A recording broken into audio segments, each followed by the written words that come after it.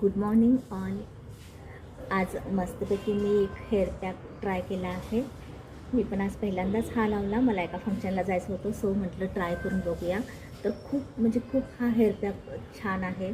माझे केस तुम्ही पाहू शकता, प्रत्यक्ष तुम्ही पाहू शकता, केस खूप सिल्की, स्मूथ आणि असं स्ट्रेट झाले आहेत आणि खूप छान टेक्स्चर माझ्या केसांचा आला.